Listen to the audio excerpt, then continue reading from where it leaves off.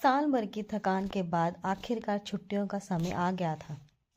मैं, रोहन, एक युवा और उत्साही व्यक्ति, अपनी मम्मी के साथ अपने घर में बैठा हुआ था। मम्मी ने अचानक कहा, रोहन, तुम अपने मित्र रवि के घर क्यों नहीं चले जाते?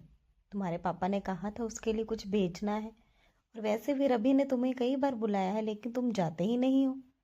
रवि लखनऊ में रहता था और मुझे वहाँ जाना कभी इतना पसंद नहीं था। पिछले 3-4 साल से मैंने उसके घर जाने से परहेज ही किया था।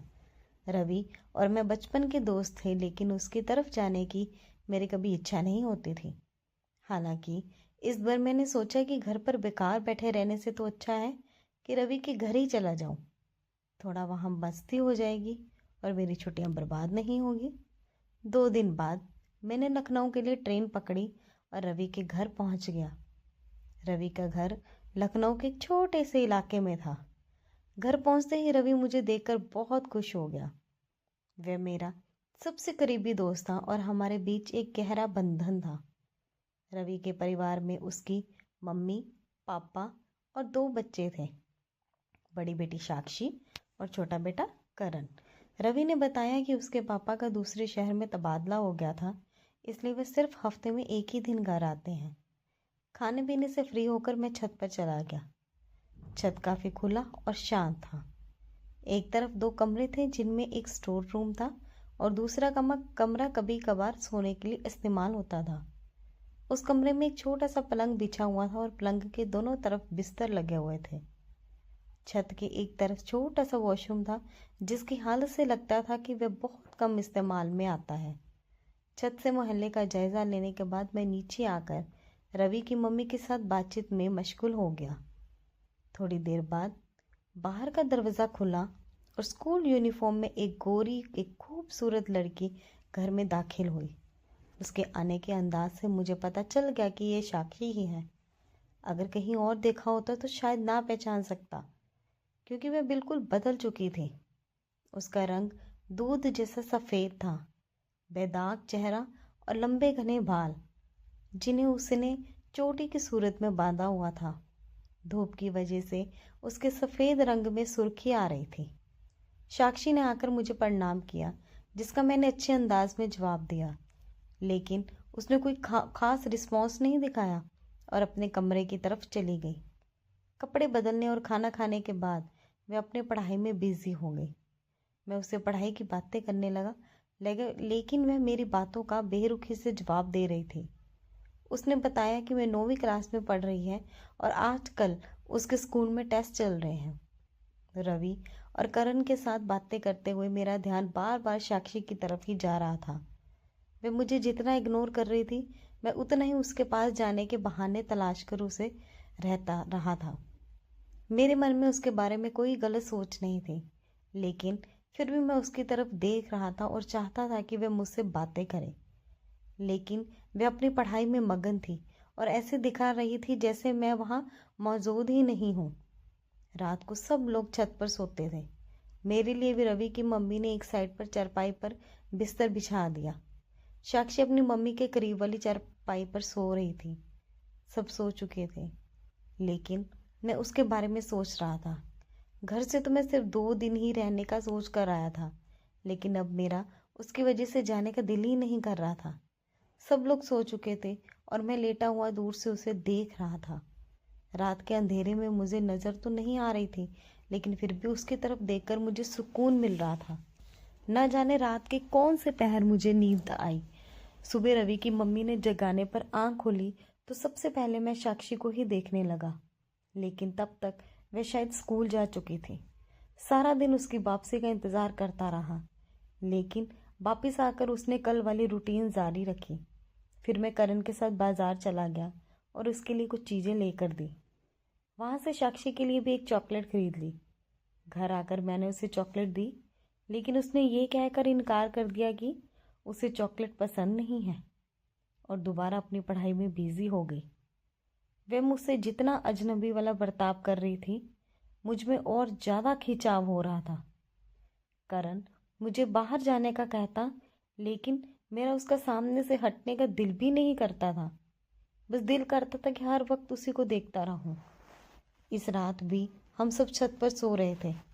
अचानक बारिश शुरू हो गई और रवि की मम्मी ने मुझे कहा कि अंदर कमरे में जाकर सो जाओ। लाइट ना होने की वजह से कमरे में बहुत अंधेरा था। मैं धीरे से टटोलते हुए बिस्तर की एक साइड पर दीवार की तरफ लेट गया। मुझे लेटते ही नींद आ गई। थोड़ी देर बाद बादल गरजने की वजह से मेरी आंख खुली। मुझे महसूस हुआ कि मेरी बाजू में कोई और भी लेटा हुआ है।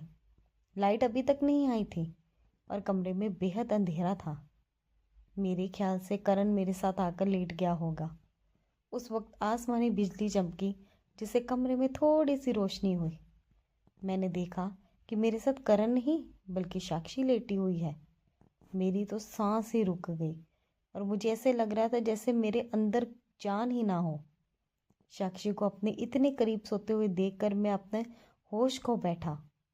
मैं उसकी तरफ करवट लेकर लेटा हुआ था और जैसे ही कोई हरकत की तो जान निकल जाएगी। काफ़ी देर तक मैं उसी हालत में लेटा रहा। थोड़ी देर बाद कुछ नॉर्मल हुआ तो दिल उसे छूने को किया, लेकिन मुझे डर लग रहा था कि अगर उसकी आंख खुल गई तो कहीं कोई मसला ना हो जाए। मुझे अंदाज़ा हो गया था कि कमरे में अंधेरे की वजह से वह जहाँ आकर लेट गई है। अगर उसे मालूम होता तो वह कभी भी यहाँ ना लेटती। मेरी किसी भी हरकत करने से पहले यह समझना जरूरी था कि वह गलती से यहाँ लेटी है या जानबूझकर। मैं नींद में करवट लेने के अंदाज में अपना हाथ उसके बाजू पर इस तरह रखा कि उसकी आंख खुल जाए।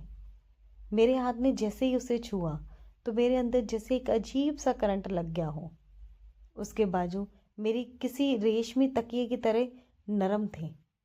मैंने प्लान का मुताबिक मेरे हाथ लगने से उसकी आंख खुल गई। उसने फौरन मेरा हाथ पीछे किया और उठकर बैठ गई। अंधेरे में ही गौर से मेरी तरफ देखने लगी, जैसे ये अंदाज़ा लगाने की कोशिश कर रही हो कि उसके साथ कौन सो रहा है। मैंने ऐसे शो कर रहा था जैसे एक गहरी नींद में हूँ और मुझे आसपास की दुनिया की कोई खबर नहीं है। मेरी हल्के हल्के खराटों से उसे मालूम हो गया कि वह करण की बजाय मेरे साथ सो रही है। उसने जल्दी से अपनी चादर उठाई और पलंग की दूसरी साइड पर जाकर लेट गई। मैंने ठंडी सांस भरी और अपने आप को कोसने लगा कि उसे जगाने की क्या ज़रूरत थी। ऐसे में कम से कम वह मेरे पास तो लेटी हुई थी। अब पता नहीं ऐसा मौका दोबारा मिलेगा या नहीं। अगले दिन साक्षी ने पहले जैसे ही बर्ताव रखा। ऐसा कुछ नहीं लग रहा था कि रात की बात पर कुछ रिएक्ट कर रही हो। आज वह थोड़ा परेशान लग रही थी और पहले से भी ज़्यादा पढ़ाई में बिजी थी। मैंने थोड़ी हिम्मत करके उससे परेशानी की वजह पूछी तो रवि की मम्मी ने बताया कि कल उसका मैथ का पेपर है और वह मैथ में काफ़ी कमज़ोर है। मैंने कहा, चाची आप फिक्र ना करें, मैं तैयारी करा देता हूँ। ये सुनकर साक्षी को कुछ तसल्ली हुई। मैं देर रात तक साक्षी के साथ बैठकर मैथ की तैयारी करता रहा। वह बहुत मेहनती थी और जल्दी समझ रही थी। उसे पढ़ाते पढ़ाते मुझे भी बहुत अच्छा लग रहा था। उसके चेहरे पर परेशानी की जगह खुशी देखकर दिल को सुकून मिला। पेपर की तैयारी के बाद उसने मेरे सामने पहली बार एक मीठी सी मुस्कान बिखेरी और कहा, धन्यवाद भैया, आपने मेरी बहुत मदद की। इस एक शब्द भैया ने मेरे अरमानों पर पानी फेर दिया, लेकिन फिर भी मुझे उसकी खुशी देखकर खुशी हो रही थी। अगले दिन उसका पेपर अच्छा हुआ। उसने आकर मुझे बताया और खुश होकर कहा, भैया आपने बहुत मदद की, मेरा पेपर अच्छा हुआ। मुझे भैया शब्द सुनकर थोड़ा अजीब लगा, लेकिन फिर भी मैंने उसकी खुशी में खुश होकर कहा, मुझे भी बहुत खुशी हुई। इसके बाद साक्षी मुझसे खुलकर बातें करने लगी और धीरे धीरे हमारी दोस्ती हो गई। अब वह मुझसे हर छोटी बड़ी बात शेयर करने लगी थी। मुझे उसके साथ वक्त बिताना अच्छा लगने लगा और मैं भी उसके करीब आ गया। रात को फिर से बारिश हो गई और हम सबको फिर से अंदर सोना पड़ा। इस बार मैंने ध्यान से देखा कि साक्षी कहाँ सो रही है। मैंने जानबूझकर उसके पलंग पर जाकर लेट गया जहाँ पिछली बार साक्षी लेटी हुई थी। मुझे उम्मीद थी कि वह फिर से गलती से मेरे पास आकर लेट जाएगी। हुआ भी ऐसा ही।